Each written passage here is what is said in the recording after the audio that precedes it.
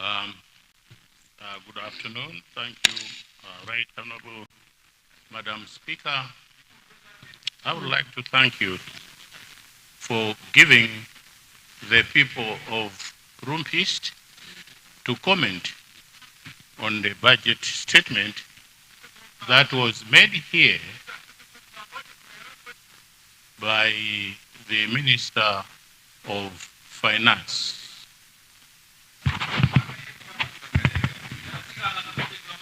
Hello? Hello?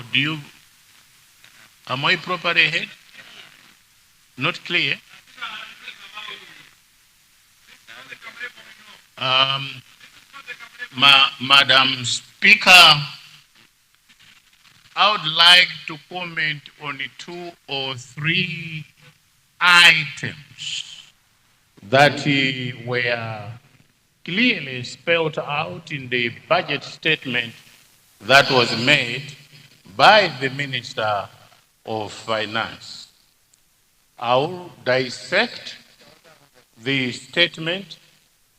I will comment on issues that has to do with my region as well as the roads in my region. To begin with, Madam Speaker, may I, in a way, thank the Minister for outlining the roads in the north that will be given attention as the budget is concerned. There were about 6 or 7 roads that were mentioned in the budget. One is Ntalire Rumpi Nyika Road. Another one is Chiweta Karonga Sort with Bwengo. That was also mentioned. Then Livingstonia, Pampa, this Pokawari to Livingstonia Road. But that road continues up to Chitimba from Livingstonia, but it was not mentioned. Another road that was mentioned was the Ekwendeni Herembe Eotini Road, that was mentioned. Another one was the Edingeni, this was Gender Edingeni Road, that was mentioned. Just to mention a few of the roads that were mentioned in that budget statement. But analyzing the allocation that were made, if we are to take the project itself of the roads that were mentioned by the minister, you will find that, I'm dissecting it now, you will find that each road is allocated with 2 billion, whether it's a tarmac road or it is just a gravel road. But looking at 2 billion that was allocated, whether it's a tarmac road or a graveled road, you'll see the injustices and the lack of reconciliation that would do wonders to the mentioned road. And my appeal is that to the minister, that the 2 billion that was allocated to each road is not even worth it calling that and be included in the budget statement that these roads shall be given that priority that it deserves. When if you look at it, it's just more like Zochechera, these roads. But also, and equally important, I'm equalizing now, the budget statement is that of Nkatabe, is that of Zuzu, Chikwina, Ushisha Road, which is also a strategic road that was left out entirely, which is a very, very disturbing way of actually coming up with road construction or reconstruction in the north. Madam Speaker, we as the people, I am not going to say, because I am from the north, therefore I am saying that we have been discriminated. No, because I don't subscribe to that issue of regionalism, tribalism, sectionalism, nepotism, etc., etc. I say North, Central region, or Center and South and Eastern region, we are all one.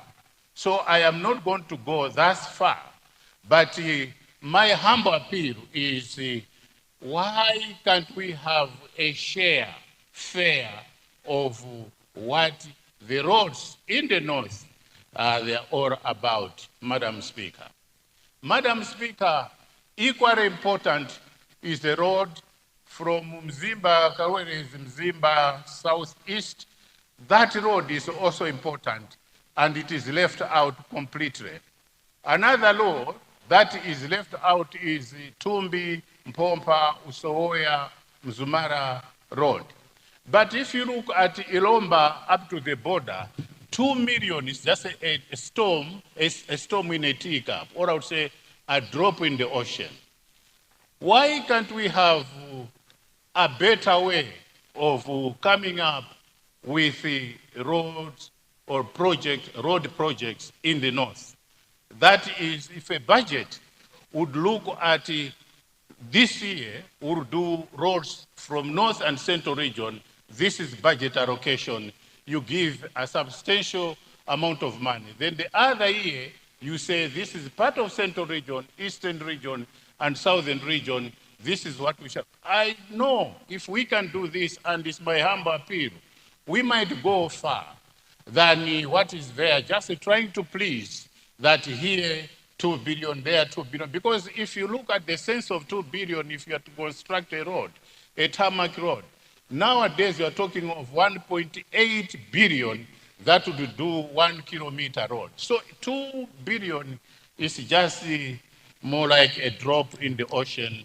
That to me, I am appealing to the government, the minister concerned, to look at it objectively, to look at it as we are debating or now in the verge of passing vote by vote that is coming in 2 or 3 days from today. Why can't we revise? Why can't we put sense or senses into the way how we come up with road construction or reconstruction as a vision or as a construction of roads during that particular year or in the year? Commenting further, this budget is for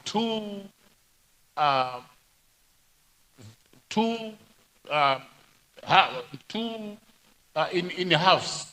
The other half, you are talking of the present government that is going to come up with a budget and put it halfway. The other half is going to be done by the government or administration that is coming in. It may be the same MCP or it may be another government, but that is very important if we are to look at this budget objectively. Are we indeed, this is a question that we are honest to our electorate that this budget is going to do what it is intending to do or what it has been meant to believe that they are going to do that. Because this is the last budget of this cohort. And it's very, to me, I'm just sad that even the allocations themselves, I don't think that they will meet that particular objective or the object of what we are trying to do, Madam Speaker. Now, moving a little bit away from roads to now agriculture. In my constituency, Madam Speaker, if you look at the crop situation, in the past, we were relying on cassava. As you may recall, along the shores of Lake Malawi, all along, we have been actually depending on the cassava being our staple food. But now the climate has changed. We are no longer relying or depending on the cassava. Maize is all over. Now, in my constituency, Madam Speaker, the situation is quite dire. and the ADMAC is not functioning. The ADMAC depots that we had, they are closed down, and the people, they're in dire need of maize and where they can go and buy maize. Unfortunately, in my constituency, the people would travel to Kalonga to buy maize.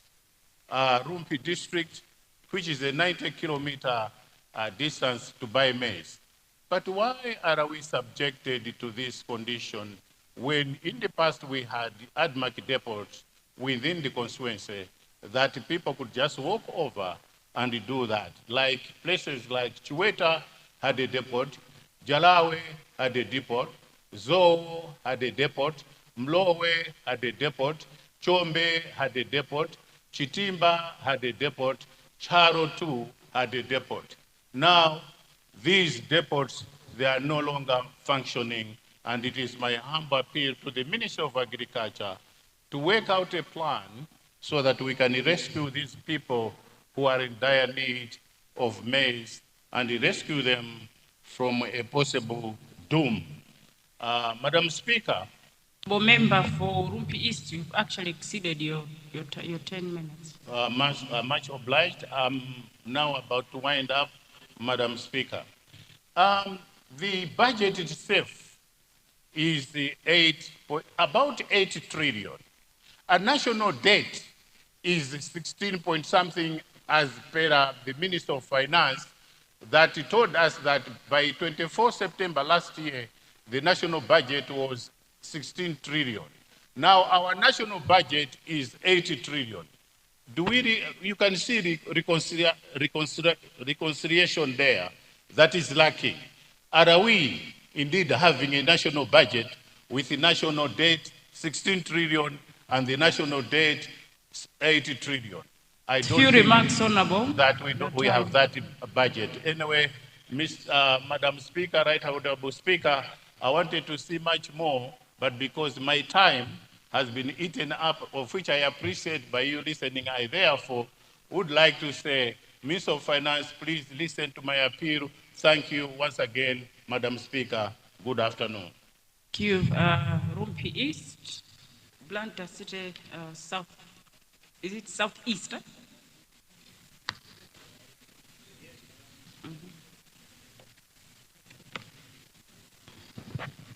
Thank you, Madam Speaker. Indeed, it is Blantyre City Southeast. Madam Speaker, commenting on the budget, first of all, I wanted to thank the Minister for presenting his last budget. Madam Speaker, the budget that we have been presented with does not speak to the current situation that the country is going through. Madam Speaker, looking at the state of our country and economy, one would expect government to be saving or putting in place cost-saving measures, which I'm failing to see in this budget. As I speak, our government is almost broke. It's a fact. Shortage of food in the country, shortage of medicine in our hospitals, high prices of essential commodities that we need day in, day out. We can't even fix our own roads. I've seen for the first time we are patching our potholes with doti. Very embarrassing. I don't know where government is taking those ideas from. We have forex problems. And as I said, this is the time that we should be saving as a country, so that whatever we save should go towards making our people's lives better. Madam Speaker, I have two issues. I wanted the Minister of Finance to take note. For the past 4 years, Madam Speaker, government has been collecting 15,000 kwachas from our smallholder farmers. If you total up for the last 4 years alone, it is over 1 trillion kwacha. I wanted to know from the Minister of Finance where this money is going, because it is not showing anywhere. It is a farmer's contribution. Before they are given fertilizer, they contribute 15,000 kwacha per bag, and also the ones that get goats, they do make a contribution. We just wanted to know, the people of Blantyre City Southeast, where is this money going? Because this should have been a startup for us. It's in cash. We just want to know where this money is going. Madam Speaker, secondly, I'm disturbed with 2 votes. I have vote for the OPC, which is 12 billion. State House, 67.3 billion. Madam Speaker, 67.3 billion translates to 5,608,333 per month. Madam Speaker, it also translates to 186,944,444 kwacha per day. If you do the maths, Madam Speaker, State House is taking 42,062,693 kwacha taxpayers' money per hour. I will repeat, 42,062,693 kwacha per hour. Madam Speaker, it also translates to 702,000 kwacha per second.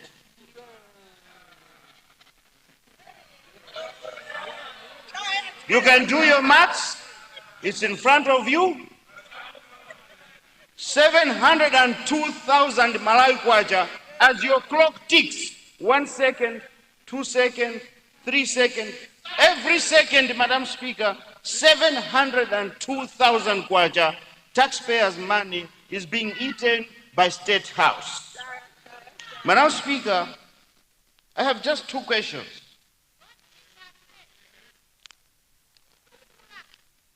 Is our country that rich? Do we have that money that we can give to our president?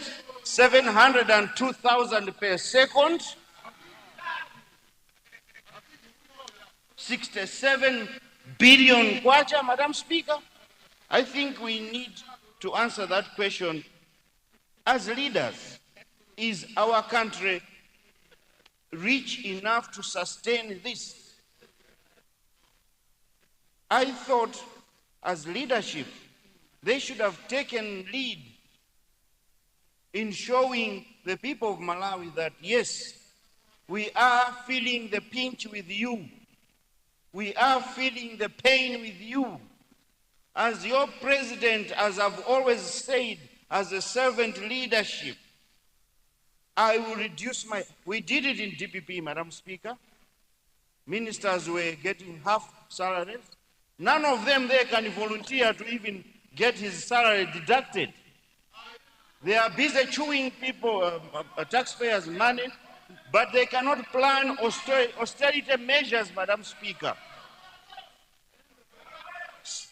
My last question, Madam Speaker. Minister of Higher Education, you're rising on a point of order. Honorable member for Blantyre City Southeast, you have a point of order on the floor.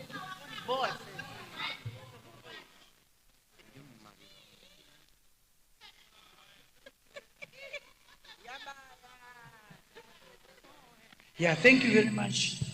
I I would like to find out if it's in order for the speaker who's just resumed his seat to delve into explanations that say they want explanations on money, when number one, when this budget was being delivered, it was made very clear that on the night that Dr. Chakwera was assuming power, the side of the very person speaking transferred money out of this country. They have never explained where this money is. I think it's they don't have the moral authority until they explain where they took that money. Let's be serious. This is taxpayers' money. The question is, let us know. You borrowed money from Afrexim Bank, DPP, and you said you are going to fix Kia, Kamuzu International Airport. Dr. Chakwera has come in and cleaned up the mess you left. Now you are saying you want explanations. So before he can speak, can they tell us where the money that was moved during when Dr. Chakwera was taking power, where is that money? Before Zomba Malosa, can I have order? Zomba Malosa, order. Tell us, where is that money?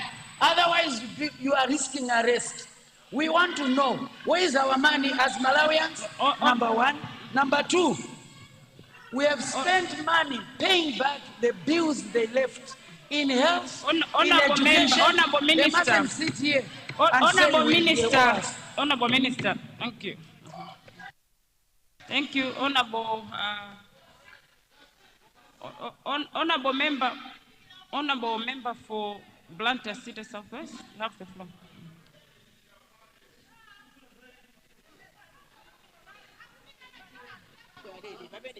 Yeah. Madam Speaker,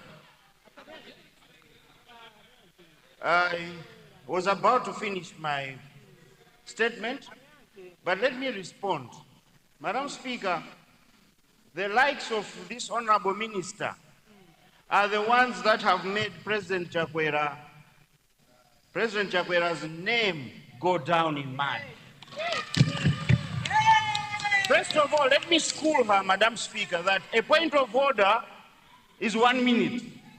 She's not an MP. She cannot come in here and tell me what to do. I am in charge. I'm in charge here. And Madam Speaker, politics to please the president have not helped Malawi. They will not help Malawi.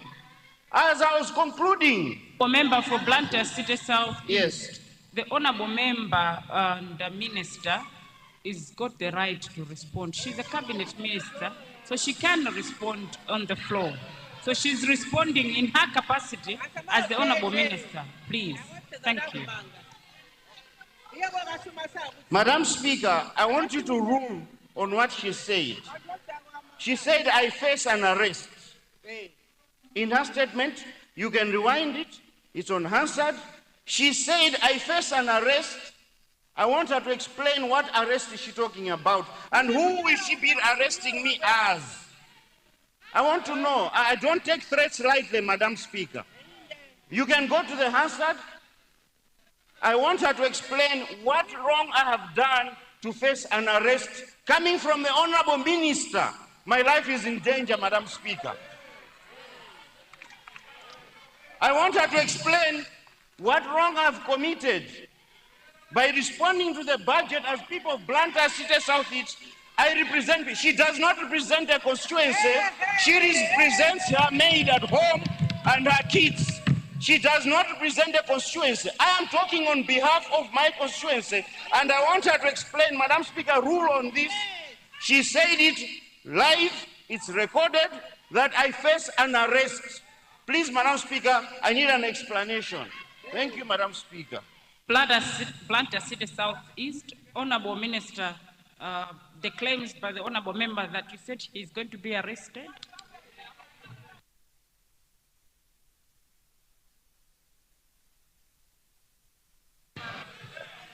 If I can be allowed to respond, I know that coming from that side, understanding diction is a challenge.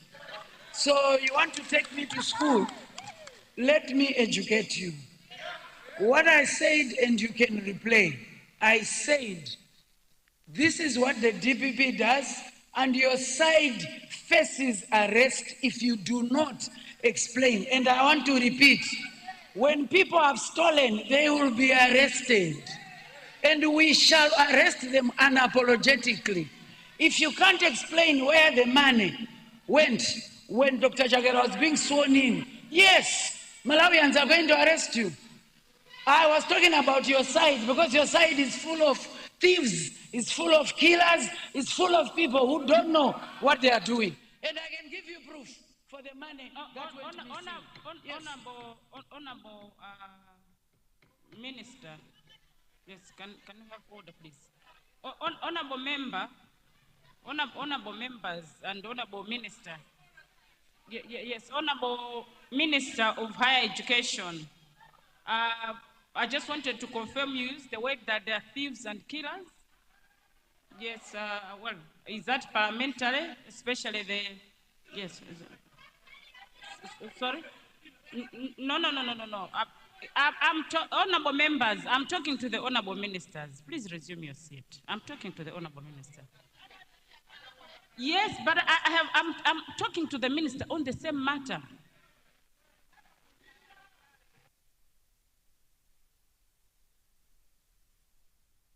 Yes, Honorable Minister of Higher Education.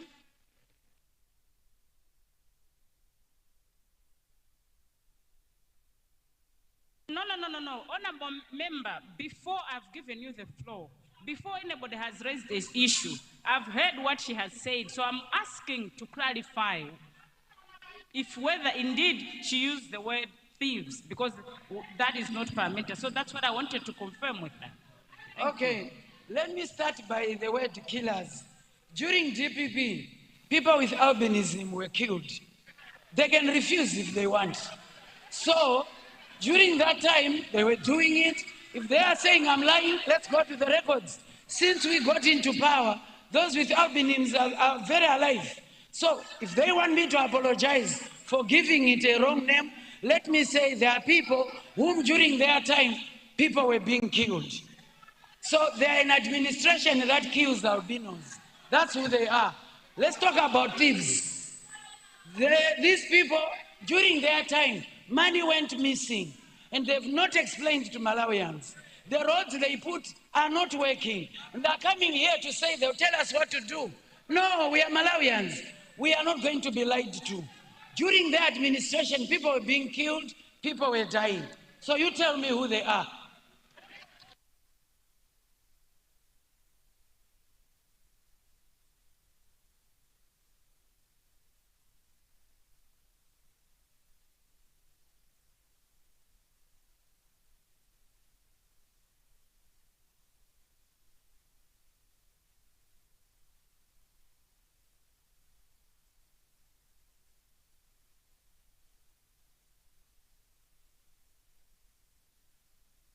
Honorable Minister of Higher Education, can I have order, honorable members?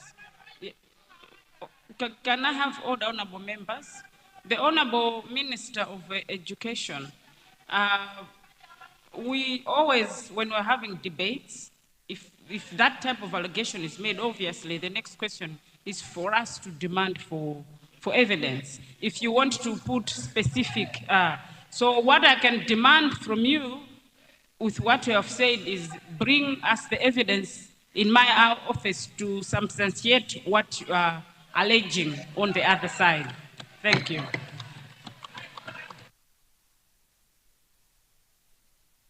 So, by tomorrow, 5 o'clock, bring them. Thank you. Yes.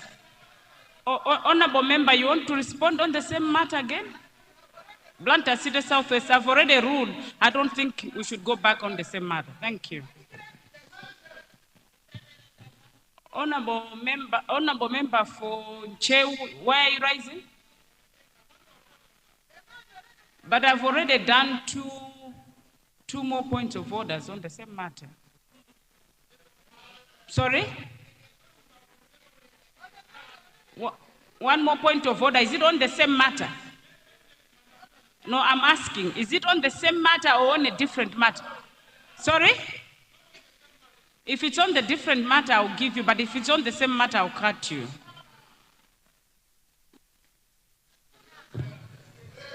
Thank you, Right Honorable Speaker, for giving the people of Nchew West a chance to stand on a point of order.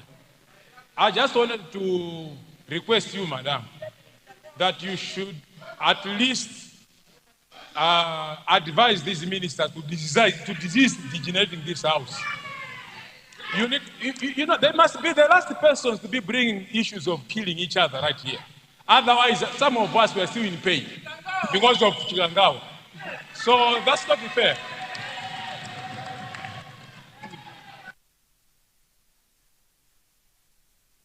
Honorable members, can I have order? Honorable members, can I have order? Honorable members, can we please stop? Let us contribute. Let's just stop bringing emotive issues on the house, please. Please, honorable members, please. Honorable member for Nzimba North, you have the floor.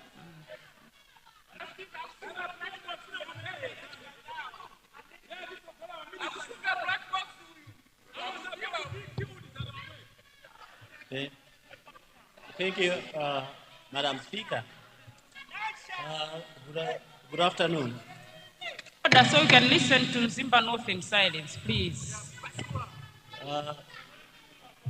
Yes, good afternoon, Madam Speaker. Madam Speaker, let me just allude to one or two things before I proceed to the main substantive matter. The Minister of Transport and Public Works pledged that he's going to do Njagwa, Ezondweni, Kafukule, Eswazini Road. I'm not seeing it in the budget. Madam Speaker. Closer to your mic, I can't get you clearly. Yes. Madam Speaker, I am saying that I cannot see Njagwa, Eswazini, Ezondweni, Kafukule Road, which was committed and funds were committed and funds were available and the Badea government provided funds. Up to now, I cannot see those funds in the budget. Second thing, Madam Speaker, the budget statement in the economic outlook, it does not address the serious matters which are confronting the country now. And indeed, the global economy. Madam Speaker, we have USAID, which has withdrawn from the economy of Malawi. European Union have reduced the funding to Malawi. And indeed, the British government too have reduced the funding to Malawi. Madam Speaker, these are substantial reductions to the national support of the economy. And Madam Speaker, if these reductions are true, this budget is not a realistic budget. Going to page number 7, Madam Speaker, the Minister has alluded to the fact that he is hoping that he is projecting a budget of 8 trillion. At the same time, Madam Speaker, he is projecting a growth of 7%. Madam Speaker, I don't want to use the word he's lying, but when somebody is hoping, he's not giving any confidence to the economy. Madam Speaker, it worries me when the actual Minister of Finance can project 7%. When last year, he projected 3.2%, he never achieved it, and even 1.9% he struggled to achieve it. Madam Speaker, in the effective and efficient implementation of budget expenditure control, Trump has delivered expenditure control measures across the country. Why can't Malawi learn to deliver an efficient control mechanism?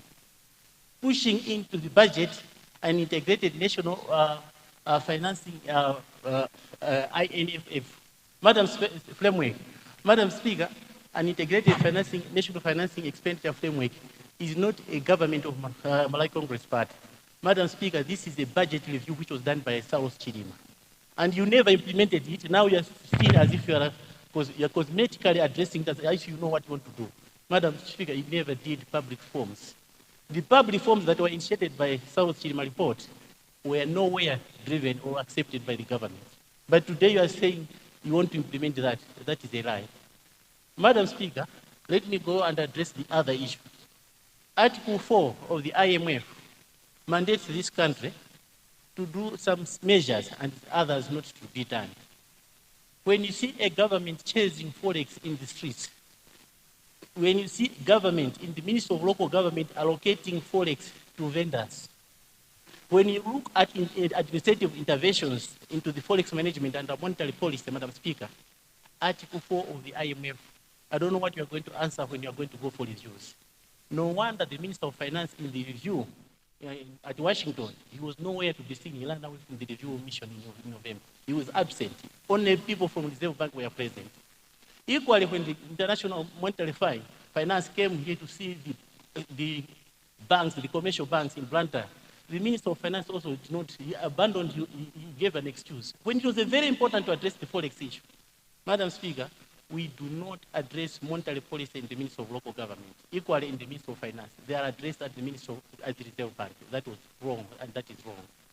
Let me also address the issue which is related to World Bank. Madam Speaker, you can't have thugs closing companies, ministers of labor, minister of trade and industry, going out in the streets because of very small welfare issues.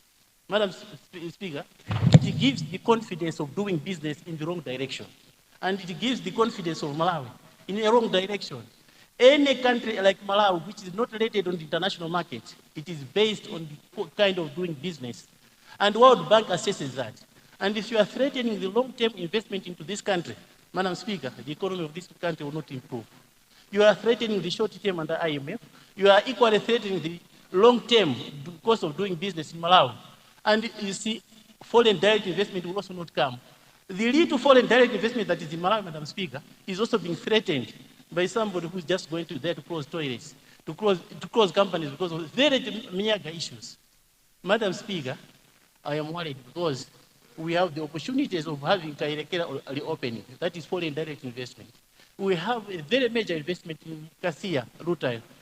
For them to raise money internationally, they must see the cost of doing business and the Minister of Trade operating on international standards. Madam Speaker, I'm worried. The cabinet which is there has no capacity, no knowledge of what they're doing. I'm very worried, especially with the Minister of Trade and Industry. Having said that, Madam Speaker, let me also address the issue of GDP. When the Minister of Finance is talking about GDP, and any cabinet minister or government, they are talking about growth of the industry of GDP by 7%. And they're emphasizing on tourism, agriculture, mining or manufacturing. Let me address the issue of tourism, Madam Speaker.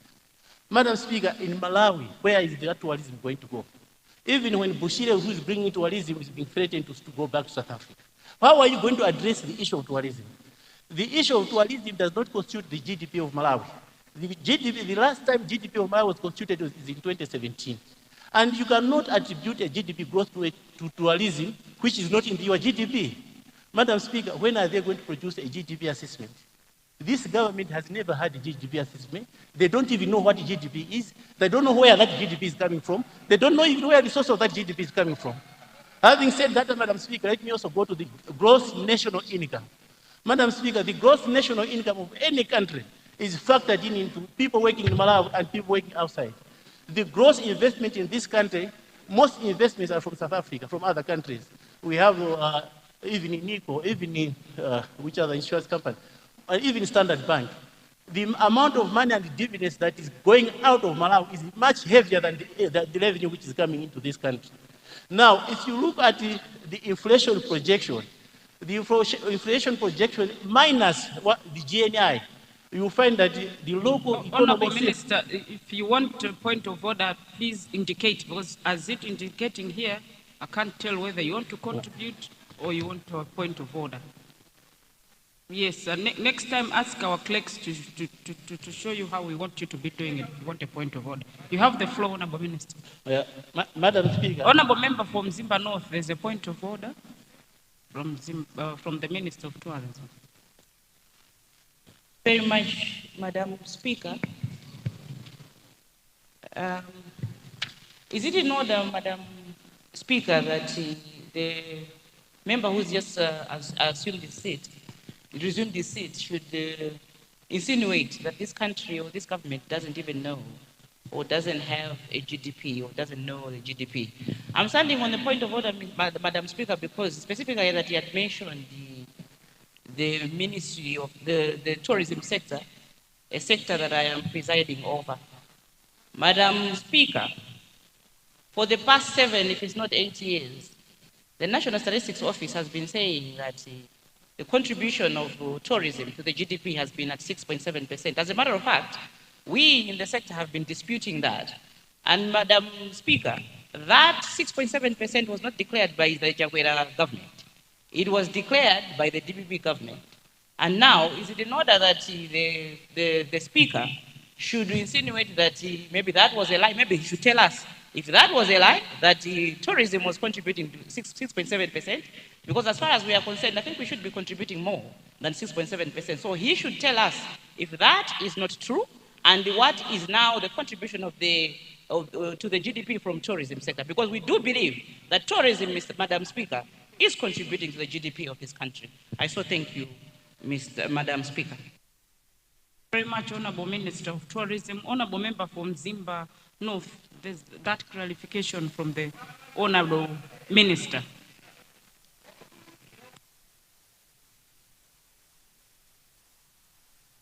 Thank you, Madam Speaker. I'll never labor myself with ignorance. You only manage to respond to ignorance when somebody is responding to the facts. I have stated that GDP is classified for a period of time. The period when GDP was done and was assessed, it was under the DPP government in 2017.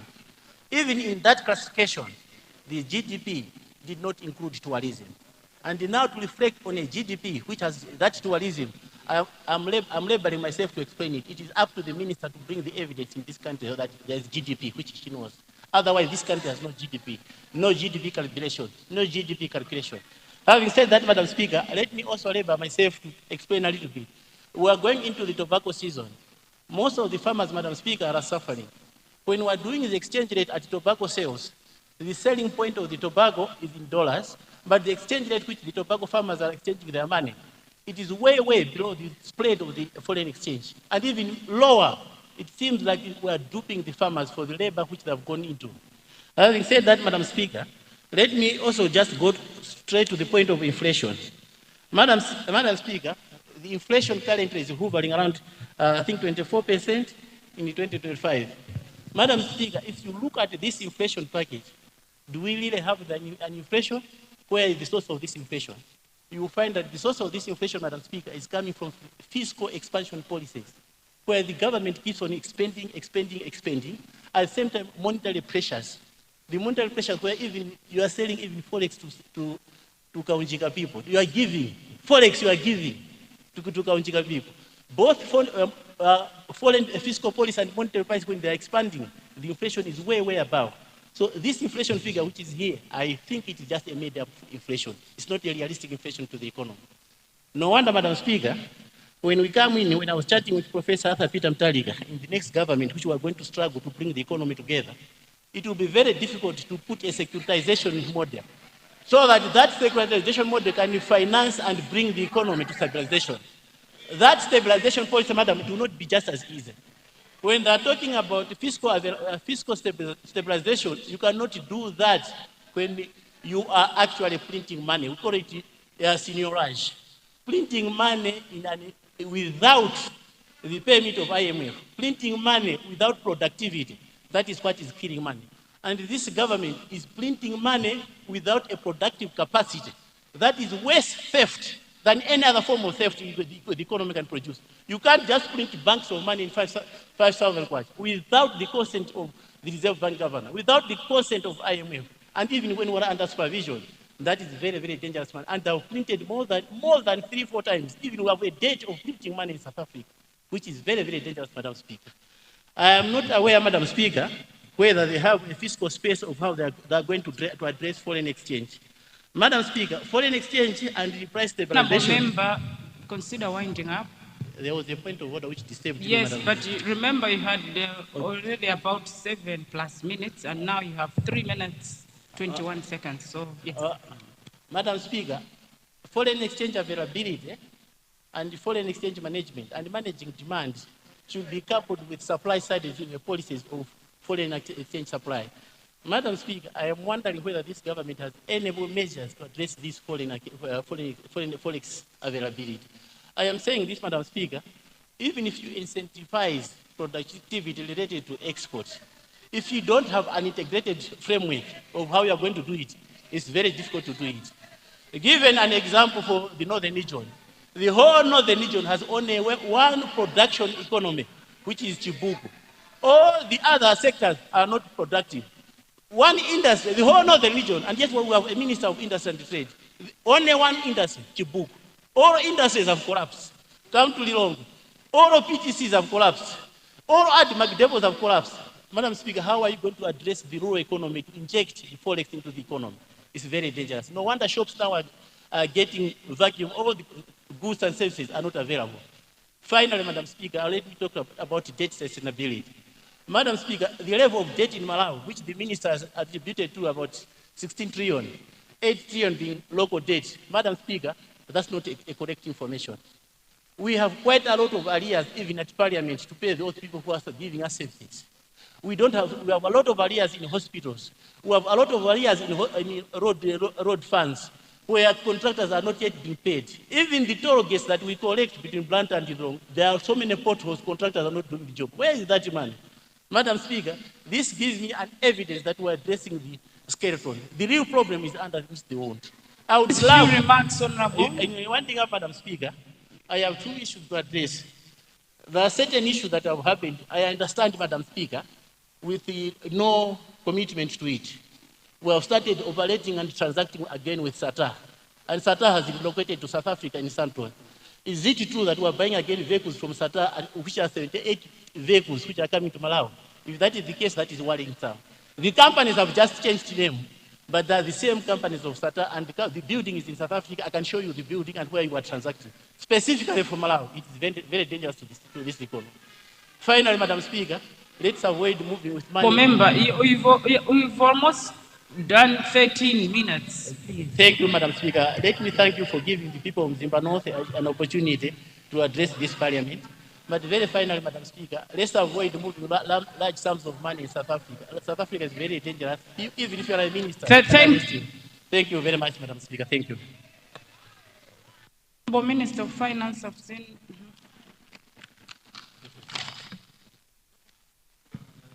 Madam.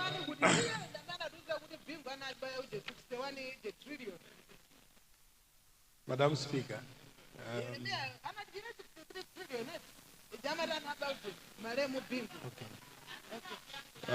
Madam Speaker, by tradition, the minister responsible for finance and economic affairs comes at the very end to respond to some issues and probably put things into perspective.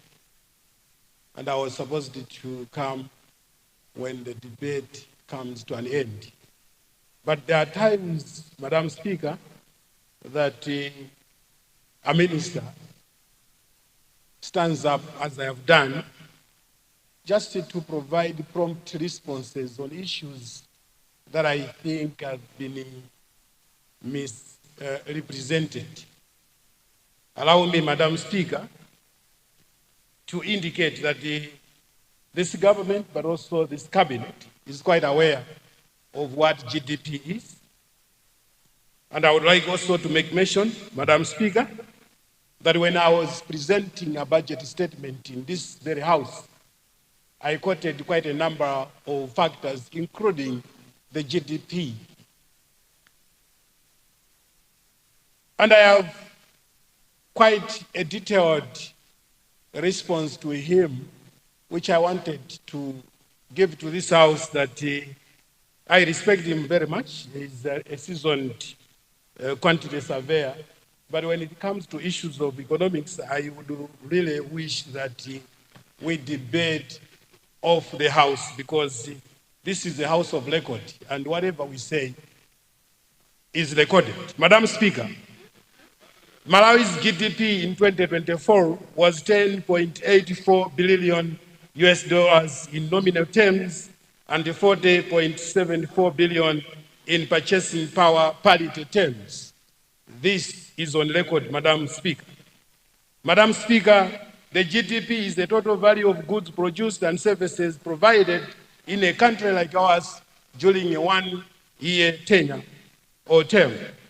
Madam Speaker, I would like to make mention that much as we appreciate the contributions from honorable members, our expectation is that when members stand up, they contribute to issues that we take note that would also help to redesign, reshape, and perfect our budget.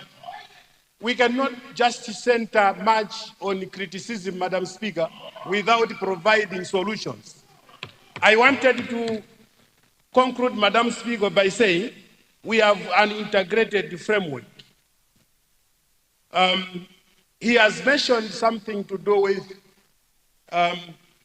Madam Speaker, issues to do with production, issues to do with foreign direct investment, but also issues to do with the forex. I would like, Madam, through you, to remind the House that in the first MCP government, we laid a foundation of development in this country by coming up with quite a number of industries and companies. History is there, Madam Speaker, to judge us that it is not Malawi Congress Party government that closed the shops. 26 years of other regimes closed down all the shops. It is us now that we are coming in to revamp, rejuvenate, and bring back industry. I think that's the reason, Madam Speaker, that today we are talking about Malawi Development Corporation Holdings Limited coming back. It is now, Madam, that we are also thinking of coming up with a very robust mining industry sector in this country.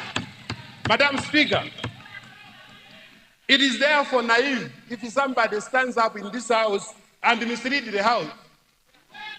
Finally, Madam Speaker, issues to do with debt sustainability. The Malawi Congress Party government doesn't believe in fictitious reporting. What we reported is exactly what is on the ground. So when you are saying that the debt we announced here is not reflecting the actual debt, then he has to give us what is the debt of Malawi now, because what we say is what is on record, and we believe that what we provided in this country is a true reflection of both domestic and external debt.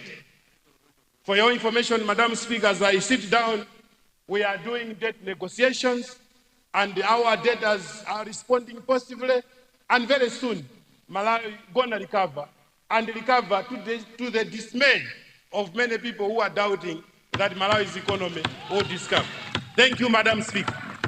Thank you, Honorable Minister of Finance. Honorable Member for Nchisi South, I've seen Honorable Leader.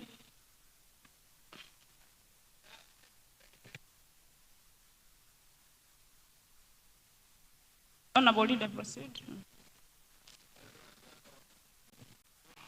Honorable, I would like to withdraw because the Minister of Finance has done more than justice to what I wanted to address. Thank you.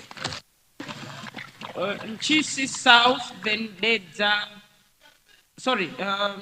Lower West, and Dedza Central.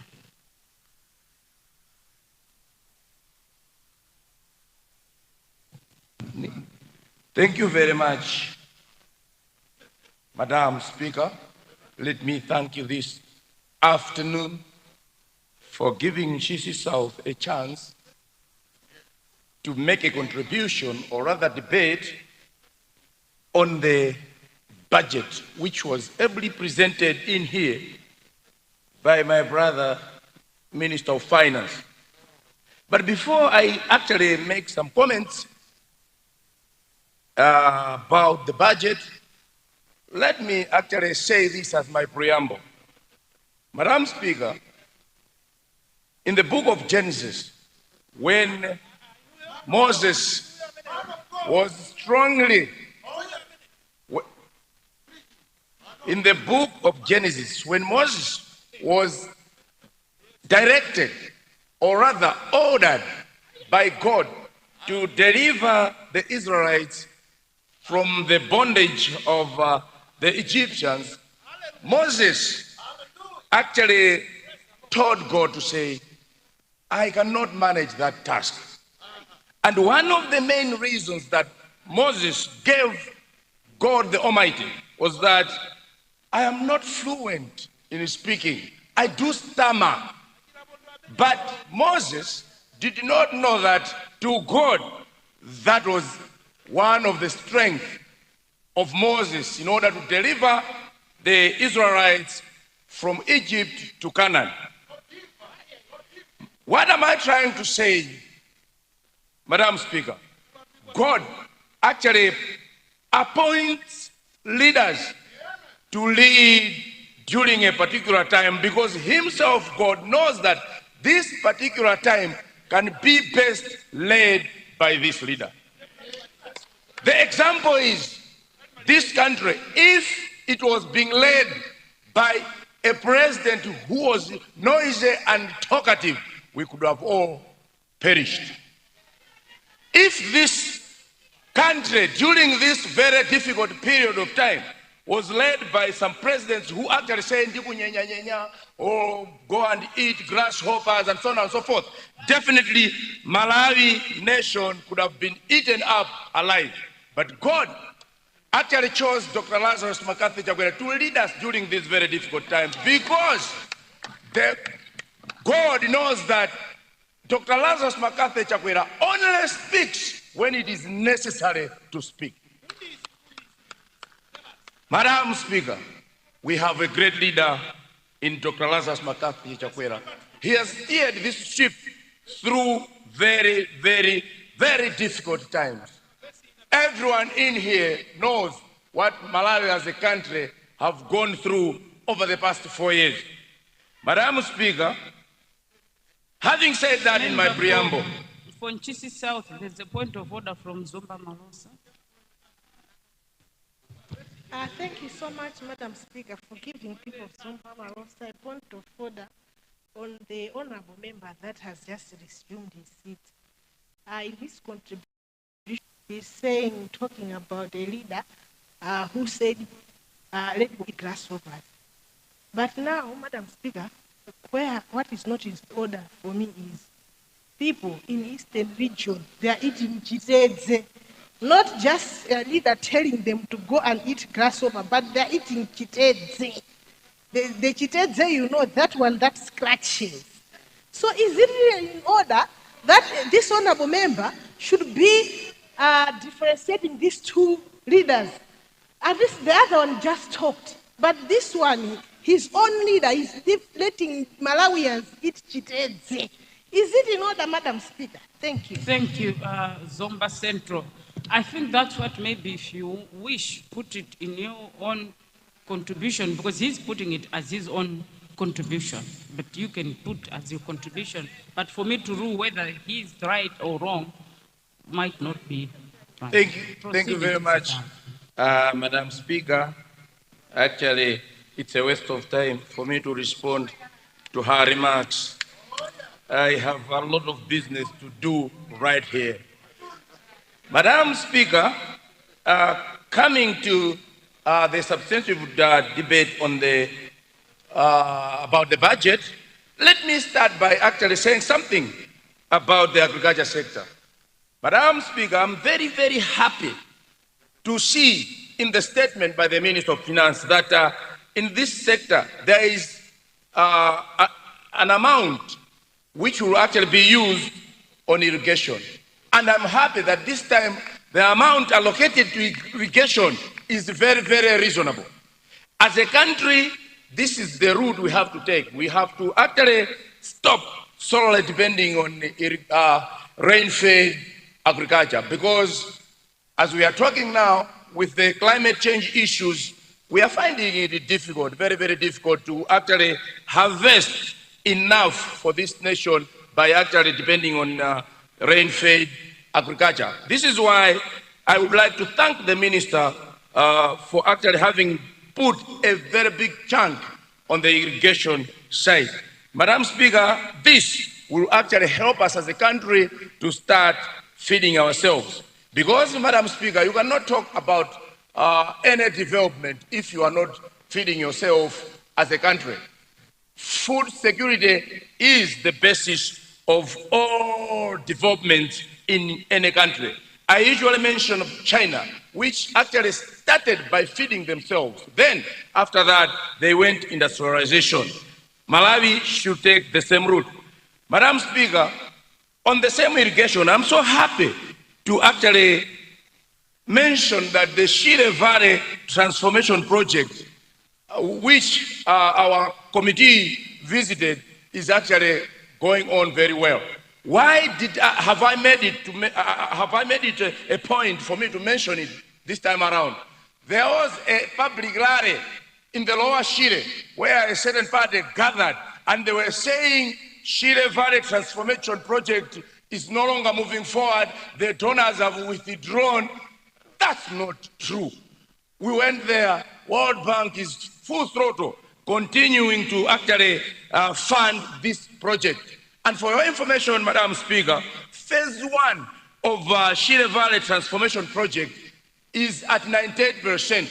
And that by June, people in the Lower Shire who are within the first 6 kilometers of the valley will start using the water from this project to grow food. Cooperatives there are ready. So whoever actually told this nation to say donors on this project are withdrawing was not saying the truth.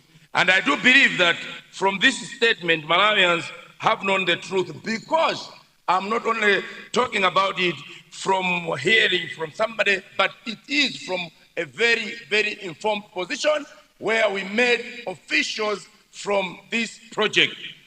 Madam Speaker, I would also want to actually thank the minister on the issue of mega farms. This is a very good initiative, and I would actually like to request my brother in the Ministry of Agriculture to just continue putting in measures so that this should be polished up, but it is the way to go for Malawi if we are to actually feed ourselves. Madam Speaker, on the same agriculture, we have seen NIF disbursing inputs to our farmers, and I would like to actually request the Minister of Finance that this is a very good program, but the distribution should start very early as we are going into another season, because it has shown that this time around fertilizers were a bit late, but it has helped our people, and we want as many people as we can to actually benefit from this program. Winding up on the agriculture sector, Madam Speaker, I would want to talk about livestock production. Livestock production is very important in the sector of agriculture. Why? Because it actually fills the gap where we have maybe hunger issues because of dry spells. The production of animals actually fills the gap. A household which has got goats and then it has got no maize, or it has got no food in terms of maize and rice, they can easily sell a goat and cover up the gap. So this is why I'm also happy that the Minister of Finance thought it wise to include at least a very reasonable amount of money to go towards the improvement of livestock production. Madam Speaker, I would like to actually request that we have a lot of research stations, some which were actually handling issues to do with livestock production, like the one which is in Mzuzu. Currently, it is not functional. Why? Because funding has not been going there in a manner that everybody would want it to be. So my brother, Minister of Finance, please, as you've already done good job on the livestock production, think about revitalizing, fund these livestock research centers so that we should improve on livestock production. Madam Speaker, let me now comment on transport and public infrastructure. Madam Speaker, I actually stay in Mponera and I do drive to this house every day. I am happy to actually report that constructions that were maybe slowed down because of the rain have restarted. And very soon, driving from Lilongwe to Mponera and Kasungu will be taking very, very little time. We thank government for that. We thank the finance minister for that because this project is very important to Malawi as a whole. Madam Speaker, people can say what they say, but if you drive around Lilongwe, one will appreciate. If you drive in Blantyre, one will appreciate in Zuzu that indeed roads are being done. Roads are being rehabilitated, roads are being reconstructed, and the roads that I'm talking about are strong roads, not like the Shibasula one or the one which was constructed from Senti going towards Area 50 by the previous government. That was actually fooling the people. And this actually should not happen again. This should stop. And I know MCV government has come to stop that.